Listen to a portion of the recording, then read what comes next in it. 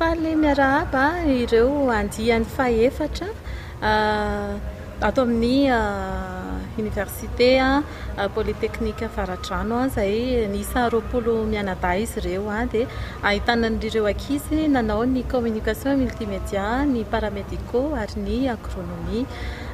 Marihana fa diplôme licence no azon'izy ireo tamin'ity androany ity.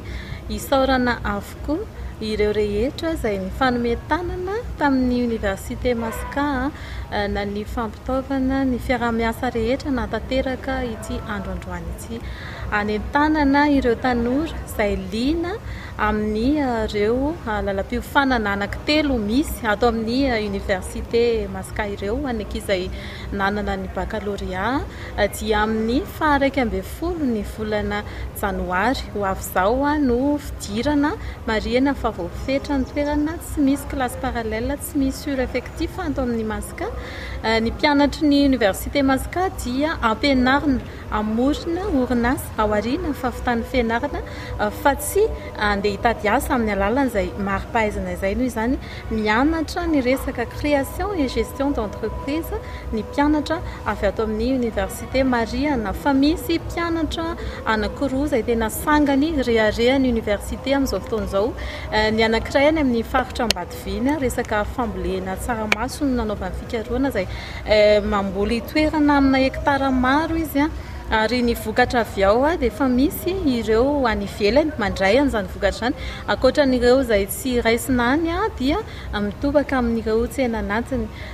Eo ihany koa ny resaka hoe atao amin'ny agronomie any resaka fiompiana trondro no nataon'ny tovovavy anankiray izay vao 23 taona montsy efa manana ny société any izy tany amin'iny faritra Itasy iny izy no nampiatra n'izay fikarohana nataony tato izay. Noho izany efa mamela tokantrano maro izy ary efa isany manampy ireo ankizy izay sahirana aty amin'ny université ihany koa ka nanolotra fitaovana maromaro ho an'ireo mpianatra izay mila an'izany. Tena rehareha tokoa ny fananana ary ny fanirinay dia ho toy izay avokoa ireo tanora rehetra mivoaka ato amin'ny université Masaka Sabotsy. Ny mampiavaka azy aloha izay lazaiko izay ny resaka famoronana asa ao aoriana ny fahafitan'ny fianarana, tsy ny rehetra akory ny afaka mamorona asa fa mila hoe tena mahafehy an'izay hoe ahoana ny atao hitadiavana an'izay mpamatsy vola sy mpiara-miasa any ivelan'izay.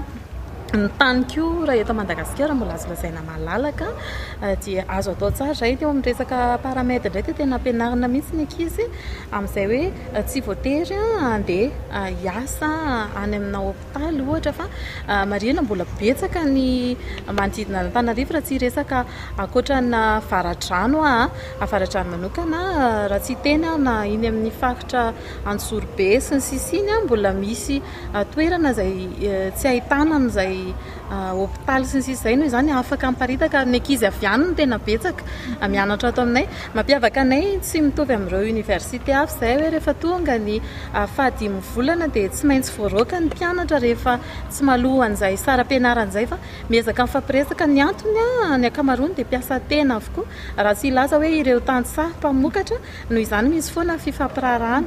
Ny ahafahana manao an'izay dia mahagroupy any Masaka aloha voalohany indrindra dia mahagroupy azy izay dia misy mpiara-miasa maro izany ao amin'ny resaka fitantanana. Ankoatr'izay izay koa tsy manofa trano toy ireo université hafa fa manana ny trano manokana ahafahana manohy ny fianarana. Noho izany misy ireo ray aman-dreny ohatra ilay any ambanivohitra miakatra ny anay ny vary izay vao afaka mandoa an'izay kolazy izay fa misy foana fifampiresana ao amin'ny université zany mahakasika izay. Io manko ny anisan'ny sakana iray tsy ahavitan'ny tanora ny fianarana hatramin'ny farany dia izay resa-bola izay lafo loatra. Ny fahasahiranana indray aman-dreny eo andanina dia anisany nojerenay manokana io izany ahafahan'ny rehetra misitraka mba tsy ireo zanaky ny manana ihany no afaka hisitraka an'izay fianarana hatramin'ny faran'izay fa ho an'ny rehetra sy ho an'ireo sarambabemba.